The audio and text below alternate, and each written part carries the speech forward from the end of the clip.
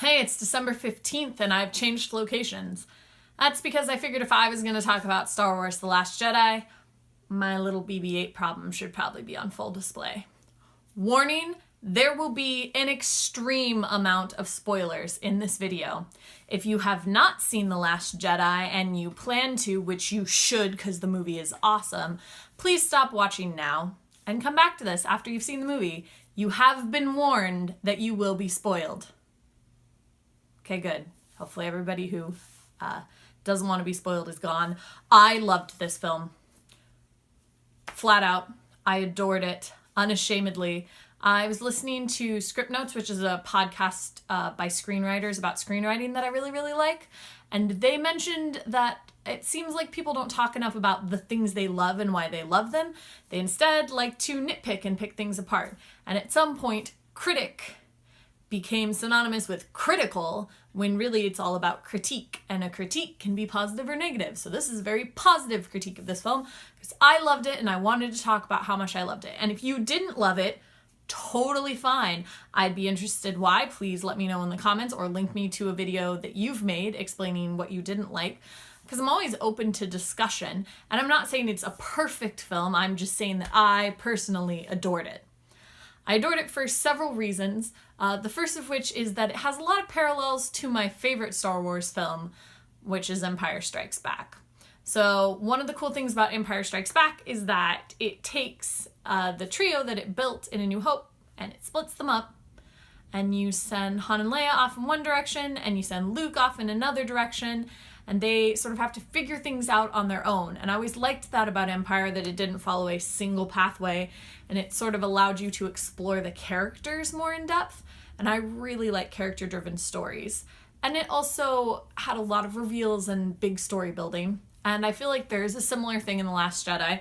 It certainly has split stories. So you have Finn and Rose off on their bit. You have Poe and Leia focusing on their section, and then you have Rey, who's over with Luke, and everybody interacts with the First Order, with Kylo and the rest of that group.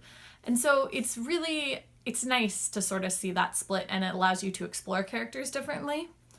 One of the things that it explores is something that is also similar to Empire Strikes Back, in that there is a new love story. And so Finn meets this girl, Rose, who is an engineer, who recently lost her sister. You actually see that happen in the film. And she is really, really fun. I like her as a character. She's super smart and she doesn't put up with Finn. And even though she thinks he's a hero, she absolutely is willing to knock him on his butt when he's doing stuff that he shouldn't be. And I really appreciated that about her. And they have this budding romance, similar to sort of Han and Leia, where they are off on an adventure together. But my favorite part is that Finn is ready to sacrifice himself to destroy a First Order weapon. And he is driving straight into it, knowing that that's it. He's going to die, but at least he's going to take out this weapon. And Rose takes her fighter and crashes into him, knocking him out of the way and saving his life. And Finn's like, "Why did you do that? Why did you stop me?" And she has a great line, which is that we're not going to win that way. We don't win by fighting the things we hate. We will win by saving the things that we love. And I thought that that was a great line. Clearly not as easy to engrave as "I love you, I know," but a similar sentiment, and also like a good sentiment for the battle itself. The other obvious parallel is Jedi training. So in Empire Strikes Back, Luke's hanging out with Yoda and learning how to be a Jedi. And here, Rey is, basically trying to convince Luke that she should be trained. It doesn't necessarily go very well, but there is that parallel. I like that Rey is so gung-ho about it, but that you can sense, whereas Luke was very tentative and not entirely sure about his powers, Rey is like, "I got this, I'm strong, I am awesome," but she's a little bit destructive. And so I liked that she's not perfect. I thought that made her more relatable. The other thing that it has in common is a Force connection. So in Empire, Luke keeps getting visions of Leia and Han, and he wants to go save them, and that's why he runs off. Here, Rey actually gets visions of Kylo Ren. In fact, so much so that they are connected to each other, and so they'll have these moments, and there's like a shift in the music and a little shift in focus of the film, where they are seeing each other. They're not seeing anything that's surrounding them or anything like that. They're just seeing each other, and they have conversations.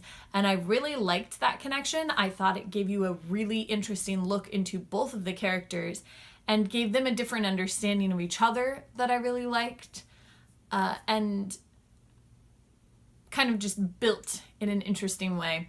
And so there was that parallel as well. The other cool thing about this film is that there are arcs for everyone, and I love character arcs. They make me very happy. I felt that there was a very enjoyable story for Rey as she comes in with this like hero worship of Luke. She sort of loses that and is like, this guy is just a loser who's hiding from the world, and then builds back up to discover that she can be whoever she wants to be, heads out to save Kylo Ren or Ben Solo and find her place in the world, and then discovers that she is not this bright star who is the descendant of great people. She's literally a junk collector from Jakku. And that was my favorite thing. I love that she is not the child of anyone. She is a girl who's a junk collector from Jakku, and still she realizes that she can be awesome. She is powerful, and it doesn't matter if she has a quote-unquote place in that somebody knows where she belongs or that she belongs to somebody. She's going to make her place, and she's going to become who she wants to be. And that's what she learns in this, and I really liked that. And I really was so happy that she wasn't, related to anyone, at least as far as we know yet. Obviously that could change, but I hope it doesn't. Because Anakin Skywalker was the child of a slave and a deadbeat dad. I know there's that whole he was born of the Force thing, but that is not what Shimmy says. What Shimmy says is, he has no father. I bore him, I birthed him, and I cared for him, which basically means his dad was a deadbeat who didn't bother to stick around. And so he's just the son of a slave, and she is just the kid of junk collectors, and I love that. Poe also has a really awesome storyline that I love Poe as a character. I think that Poe Dameron is one of my favorite Star Wars characters for sure. In fact, the only thing I don't like about this film is that Finn gets a love interest in Rose, which means that my Poe Finn heart is hurting a little. Although they do have this great moment where BB-8 sees Finn after he's come out of, I guess a coma that he was in at the end of the last film. And Poe's like, Finn, I'm so happy to see you. And they're very excited. It's really cute. And so Poe is a shoot first, ask questions later type of guy. He's a gunslinger. He's wild and crazy, comes up with schemes, always wants to follow through. And what he learns over the course of this film is the difference between being a hero and being a leader. And heroes end up dead, and leaders save people. And that's sort of what Leia is teaching him. So in the same way that Luke is teaching Rey, or Rey is teaching Luke, works both ways, Poe is learning from Leia. And I liked watching him change and watching him not change in different sets. And you also see the great love that Leia has for him, and how much she knows that he can be the next great leader, and she really, really wants to get him there. And she probably sees a little bit of Han in him too, because he's got that sort of reckless air. But I love that Poe learns and grows and really gets to develop as a character. And you also get to know him in a very, very different way that I think is cool. Kylo Ren has his own arc. You can tell that he's sort of broken, and Snoke preys upon that, trying to drive him to destroy everything else. But you see these moments throughout the film when he's having conversations with Rey where you can see this flicker of him wanting to connect to somebody, when he chooses not to kill his mother, and sort of at different moments. And then the moment that Rey decides she's going to save him, she shows up, and together they kill Snoke and all of his guards. Yeah, surprise, Snoke's gone. He got to hang out in one movie, poor guy. But then you realize that this isn't his redemption story, which I also really liked. So Kylo wants to connect, but he also wants to forget. And that's his big thing, is he just wants to wipe out the past, everything and everybody, and forget that any of it existed and start new. But he doesn't really know how to change. He just knows how to forget. And so if he thinks he destroys everything and he forgets it all, it'll be different. But he's not changing. He's not becoming something different. And I thought that that was kind of cool. And I really want him to change. I start to feel for Kylo. I don't know that he's necessarily redeemable, but I understand a little bit more about where he's coming from after this film. One of the biggest arcs is for Luke. So the fact that Luke ran away didn't frustrate me. I feel like great heroes don't owe anything to the galaxy, and being a hero to the galaxy is sort of like being a slave, because suddenly everybody expects you to fix every problem, and I totally get running away from that. And I didn't mind that at all. But he is the one who really, really learns the lesson in this film. He's the one who agrees to train Rey and gets scared and has to look through that. He wants to destroy the Jedi, and then by the end realizes that you can't destroy something like that. It's something that exists, like the Force exists, and the Jedi will always exist as long as there are Force users out there. And I thought that he got a very nice poetic end. I also found the ending to this character like very good for the character. So Luke confronts Kylo. That's a great scene where he like astral projects himself over to face Kylo. And what you realize is that Luke wasn't upset because Kylo turned dark. Luke was upset because he failed Kylo Ren, and he needed to forgive himself more than he needed to forgive Kylo. And I liked that, and it sort of fits with Luke's character. So he had a very fitting end where he realized that he was going to forgive himself and he was going to give over to the Force and actually become a true Jedi Master. And that's sort of how he fades. I also felt similarly about Han Solo's death, where it was him realizing that like above all he needed to embrace love and care, and no matter what it would do to him, he needed to put the people he loved above other things in his life. I think that, well, I don't know what they're going to do considering that Carrie Fisher has already passed on, but Princess Leia clearly needs to go out flipping the middle finger at everybody, because that would be true to her character. But I enjoyed all of that. I also really loved the visuals in this film. I wrote down a few that I really liked. The casino world was really cool. I liked sort of the way that everything was designed there. There are a lot of circles in these films, which I find interesting because circles were not really a shape used very often in the original trilogy or in the prequels, but spheres and circles are highly utilized in these films. So things are shaped in a circular way, like the jail cells that they were in are in a circle. Different things in the casino are circular. The Jedi Temple is all circular buildings. It's interesting to me as a visual person that there are just a lot of circles. And I don't know if it was a conscious choice or it just happens to be that they started designing things and they all ended up being more circular. But even like they use these like land speeder sort of things that people thought were pod racers, but they have sort of more circular pods and then lines, which I think is really cool. And I like sort of the circular design of things. The casino has a lot of that. I mentioned the Jedi Temple. Another thing that I really, really liked was the new planet that the rebellion is on. It's called Crate, and it's basically like a dusting of salt over a red crystalline understructure. And I don't know if it's all salt or if just like the top layer is salt, but it creates this stunning visual of a white planet. And then when you scoop up that very thin top layer, like a layer of fallen snow, it's just red underneath.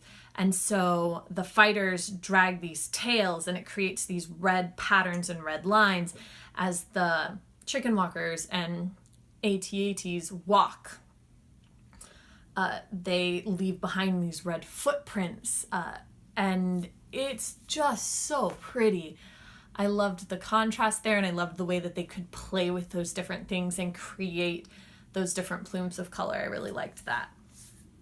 There's also a moment where Rey goes into what is essentially like the cave that Luke went into on Dagobah, descends into this area that's sort of the dark side of the Force, and she's searching for answers, and she comes across this huge mirror, and there's this moment where it's just hundreds of her laid out forever, and they're slightly delayed from each other, so she raises her hand, and it's like, you know, each raising their hand and snapping, and it'll snap down the line. It's really, really, really cool. It's just a neat and pretty unique visual to watch that happen. So I really liked that. One last thing, because I'm sure this review has gone on way too long. There is a shot at the end. So the rebellion has suffered a lot of losses, but they still have survivors. And they're going to make it, and they know that they're the hope of the galaxy. And it doesn't matter that Luke is gone, because what they realize is they didn't need Luke Skywalker to save them. They needed hope to be light. Hope to be lighted. And that is what happened. Rey found hope inside of herself. Everyone else found hope inside of themselves. And they are ready now to face off against whatever comes. A sort of similar feeling you get at the end of Empire. And there is a great shot of a small slave boy, a set of slaves on the casino planet, and they're telling the story of Luke Skywalker facing off against Kylo Ren, which I loved. I loved that story has like already filtered down to these children. And he is standing there sweeping. And you get the feeling that he's maybe Force sensitive, because I think he calls the broom to him, which gave me this weird moment of like, it's the Force, it's Harry Potter, it's the Force, it's Harry Potter. It's just the fact that it was a broom just really cracked me up. And so he's sweeping, and he holds the broom in his hand as if it were a weapon, and he's wearing the ring that has the symbol of the rebellion on it. And I'm getting shivers now talking about this scene. I got serious shivers watching it.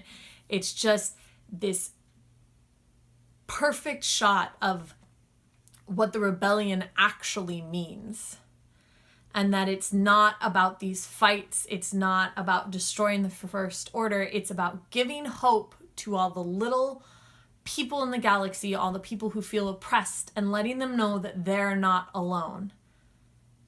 And that somebody is out there looking out for them. And I just thought that that was great. And especially in a world like today, it was wonderful. They had several motifs. There is this bit on the casino planet. They encounter this guy who sells them out, who basically shows them that all of these people who get rich by selling weapons and vehicles to the First Order are also selling weapons and vehicles to the rebellion. And that it doesn't matter, that the sides of the war are the same for these people who make money. And I thought that that also spoke volumes of sort of the danger of capitalism and kind of the danger of the elite. And so the elite are profiting from the fact that there's war versus the downtrodden who need war to free them. And I just thought it was a beautiful way to end the film. And it gave me hope for the next movie. And that's exactly what it was supposed to do. I'm going to rate this movie 5 stars. Flat out. I will see it again, probably several times. And I will probably enjoy it equally every time. It's exactly what I wanted it to be. I felt very fulfilled on so many levels. I would highly recommend going to see this film. Hopefully you already went and saw it if you're watching this review. But if you just watch reviews for fun, go see this movie. Nothing I can say can do justice to what you can actually experience on the screen. I'll see you tomorrow.